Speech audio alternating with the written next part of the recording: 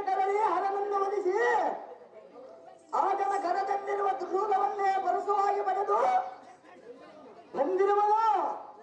ನಿನ್ನ ಆಜ್ಞೆಯಂ ಪಡೆದು ಕೈಲಾಸ ಪರ್ವತ ಕಣ್ಣೀರು ಸುರಿಸುವುದಕ್ಕೆ ಏತಕ್ಕೆ, ಯಾರಿಗಾಗಿ, ಏತಕ್ಕಾಗಿ ಈ ಅನಾಹುತವು? ದಾನ್ನವರಿಂದಲೇ ಇಲ್ಲವೇ ಮಾನ್ನವರಿಂದಲೇ ಹೇಳು ಜನನೇ.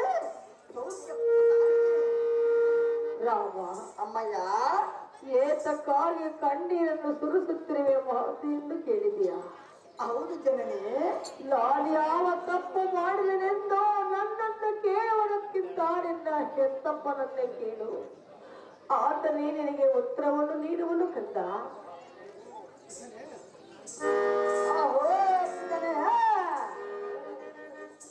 ಪ್ರಳಯ ರುದ್ರದಿಂದ ಕಿಡಿಕಾರುವುದನ್ನು ಬಿಡು. ನನ್ನ ಮಗನನ್ನು ನುಡಿಯನ್ನು ನುಡಿಸಿ ಕಾರ್ಯಕ್ಕೆ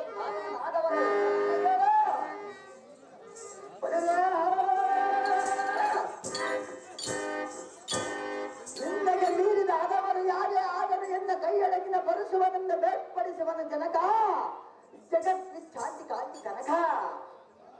ಉತ್ತಂಡ ಬಲವಿರಬೇಕು ಎನ್ನಾಜ್ಞೆ ಪಾಲಿಸಲು ಗಂಡನೆಯ ಗಂಡಗದಿ ಈ ಭಾರ್ಗವ ರಾಮ ಭೀಮ ಬಲದಲ್ಲಿ ನಿನಗೆ ಸಂಶಯವೇ? ಪ್ರತಿಕ್ರಿಯೆ ಮಾಡುವೆಯಾ? ಈ ಎತ್ತಪ್ಪನ ಆಜ್ಞೆ ಮೀರಿ ನಡೆಯುವುದಲ್ಲವೆಂದು.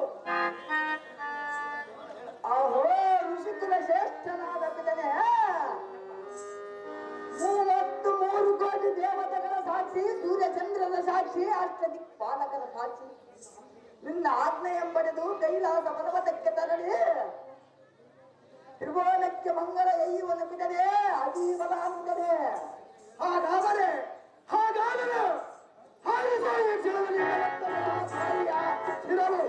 ಅಯ್ಯೋ ಶಿವ ಶಿವ ಶಿವ ಶಿವ ಶಿವ.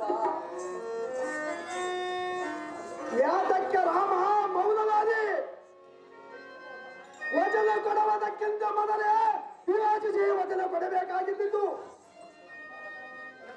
ಗಂಡನಿಗೆ ಗಂಡಗಲಿ ಈಗ ಎತ್ತವರಿಗಿತು. ನಿನ್ನ ಸೌರ್ಯ ಎಲ್ಲಿ ಮಾಯವಾಯಿತು? ನೀನಗೈದ ಪ್ರತಿಜ್ಞೆಯು. ಆಹಾ ಕೈಲಾಸವಾಸ ನಂದಿ ವಾಹನ, ನಾನಂತ ಪ್ರತಿಜ್ಞೆಯ ಮಾಡಿದೆ.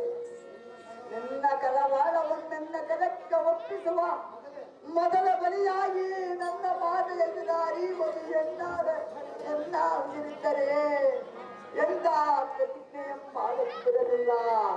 ಅಹೋ ಭೂತಾಯೇ, ಕರ್ನಾಟಕ ಮಾತೆಯದ ಹರಿವದು ಎನ್ನಾದ ನಿನ್ನಗೆ ಹೇಗೆ ಸಮ್ಮತವಾಯಿತು? ಇದನ್ನೇಕೆ ನಿನ್ನ ಉದರದಲ್ಲಿ ಇರಿದುಕೊಳ್ಳಲಿಲ್ಲ? ಅಂಬರೇ, ಪ್ರತಿಜ್ಞೆಗೈವ ಮೊದಲು ಬೋಧ ಬರದಿಡಲನ್ನು ಜನಕ್ಕೆ ಬರೆದು ನನ್ನ ನಾಲಿಗೆಯನ್ನೇಕೆ ಜೀವನಿಲ್ಲ. ಓ ಪಾರ್ವತಿ ನಾಥ, ಶಂಭೋ ಶಂಕರ, ಅಂದು ನೀ ಬೇಡ ವಾಕ್ಯದಂತೆ ವಚನಗಳು ಮೊದಲು ಯೋಚಿಸಿ ವಚನಗಳು ಎಂದು ಹೇಳಿದೆಯಲ್ಲ. ಆ ಭಗವಾನಿ ಸತ್ಯವಾಯಿತು ತಂದೆ, ಸತ್ಯವಾಯಿತು. ಎನ್ನ ಕದಕ್ಕೆ ಒಪ್ಪಿಸುವ ತ್ರಿಶೂಲವು ನನ್ನ ವಂಶಕ್ಕೆ ಮೂಲವಾಯಿತು. ಅರಿವದು ಯಾವ ಮಗನಿಂದ ಸಾಧ್ಯ? ನವಮಾಸ ಗರ್ಭದಲ್ಲಿ ಒತ್ತು ಎತ್ತು ಸಾಗಿಸಲೈದ ಮಾತೆಯ ಕತ್ತು ಕೊಯ್ಯುವನ ಮಗನ ಹುಟ್ಟಿರುವನೇ ಈ ಜಗದಲ್ಲಿ. ಮಗನು ಎಂತ ದೈವೋತ್ಮನನ್ನು ಪಡೆದನು ಮಗನಿಗೆ ತಂದೆ ಹೊಂದಿಸಲು ಸಾಧ್ಯವಿಲ್ಲ. ಅಮ್ಮಯ್ಯ, ತಾಯಿ ಎಂತ ಪಾತಕಿ ಇದ್ದಳು ಅವಳು ವಂಚಲು ಸಾಧ್ಯವಿಲ್ಲ. ಮಾತೃದೇವರ ಎಂದು ವೇದನೆ ಹೇಳಿರುವರು. ಈ ಭೂಮಿಯಲ್ಲಿ ಬೆಳೆದ ಬೆಳೆಗಿಂತ ಭೂತಾಯಿಗೆ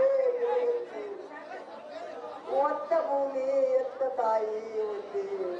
ಓ ಜನನೇ, ಬರುಸುವನಿಂದ ನಿನ್ನಂದ ನಾನು ಕಂಡಿರುವುದೇ ಮಾತೆ ಹೇಗಿದೆ ನೋಡು ತನ್ನ ವಾಕ್ಯದ ರೀತಿ.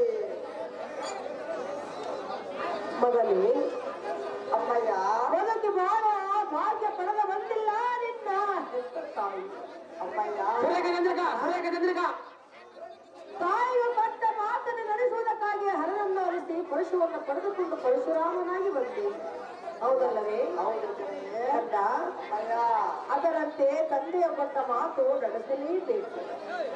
ನಿನ್ನ ಕೀರ್ತಿ ಜಗತ್ತಿಗೆ ತಿಳಿಯಬೇಕಾದರೆ ನಿನ್ನ ಹೆತ್ತ ತಾಯಿ ರೇಣುಕಾ ಎಲ್ಲಮ್ಮ ಎಂದು ಭಕ್ತರಿಗೆ ತಿಳಿಯಬೇಕಾದರೆ ತಂದೆಯ ಕೊಟ್ಟ ಮಾತು ನಡೆಸು, ಹಾರಿಸು ನಿನ್ನ ಹೆತ್ತ ತಾಯಿಯ ಋಣವನ್ನು.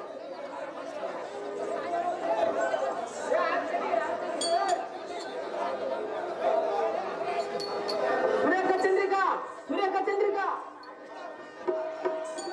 ಸುರೇಖ ಚಂದ್ರಿಕಾ, ಸುರೇಖ ಚಂದ್ರಿಕಾ.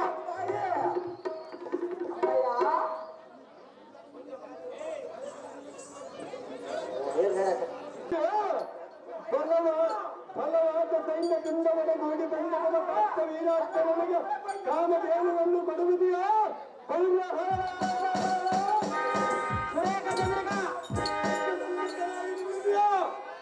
ವ್ಯರ್ಥ ಇಲ್ಲವಾದರೆ ಬರುವುದು ನಾನು ನಿನಗೆ ಕಷ್ಟ.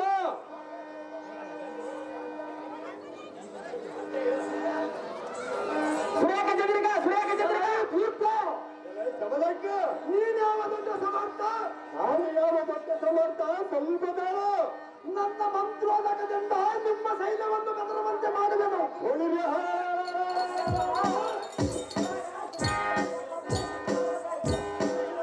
ಛಲವು ನನ್ನ ಏನು ಮಾಡುವುದಿಲ್ಲ. ಖಂಡಿತವಾಗಿ ನಿನ್ನ ತುಂಡರಿಸುವೆನು. ಇನ್ನು ನಿನಗೆ ಉಳಿಗಾಲವೆಲ್ಲ ಜಾಗ್ರತೆಯಿಂದ ಯುದ್ಧಕ್ಕೆ ಸಿದ್ಧನಾಗು. ಕೂಡ ಯುದ್ಧ ಎಂದ ಕೈಯೋ ಸಾಯಬೇಡ. ಅತಿ ಜಾಗ್ರತೆಯಿಂದ ಯುದ್ಧಕ್ಕೆ ಒಂದು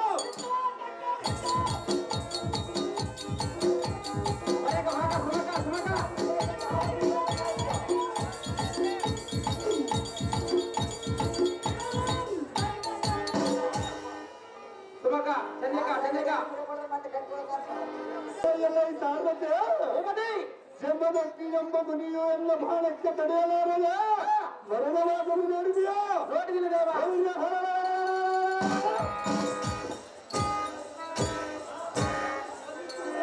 ವೀರಾರ್ಥನ ನಡುವೆ ಯುದ್ಧವನ್ನಾಡುವ ಮಹಾರಥಿಕರಿದ್ದರೆ ಜಾಗ್ರತೆಯಿಂದ ಹೊರೆಯಾಡುತ್ತಾರಲ್ಲ.